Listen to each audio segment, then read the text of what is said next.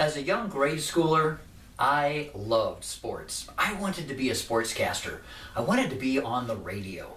My buddy and I decided we didn't have to wait. Fourth grade and fifth grade was just fine for us. We created our own radio station by putting a card table out in our driveway, taking a walkie-talkie, putting a rubber band around it to hold in the record mode, and then we basically took a record player, played some music, and we were being DJs for our neighborhood. Well, some neighbors that I had a few houses down decided they wanted to dial into and listen to our radio station. So they came out onto the patio, or out onto the porch. They asked the woman that was babysitting them if they could go out onto the front porch. They did. They couldn't pick up the signal very well from the old-time walkie-talkies. So they ended up moving out down to the edge of the street, and they sat on the little sewer that was there.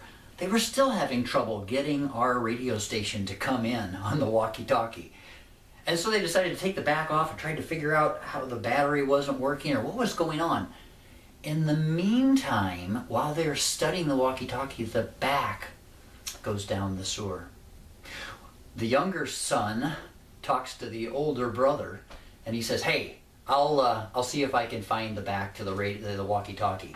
So he gets down, he sticks his head inside the sewer. This is a concrete sewer. He sticks his head inside the sewer, and he says, "Hey, I can see it. It's down there." And he says, "Okay, good. What are we going to do now?" And next thing you know, he's trying to get his head, and he can't get his head out.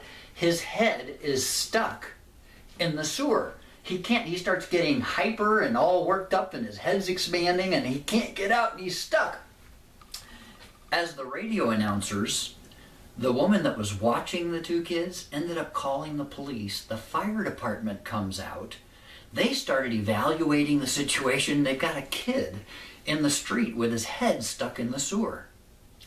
Can you believe it? Caused by our radio station. In some ways, some might argue that. So we created a great news event. In the end, they tried greasing his head to try to be able to get his head out. They ended up needing to take a jack and literally raising that concrete up enough to where they could slide his head out. He had gotten so worked up, and it just so happens that your ears can go in easier than they can come out once you're in something. What's the message? It's a lot easier to get into trouble than it is to get out. Make wise choices and think through the actions that you're going to take. Don't get your head stuck in the sewer.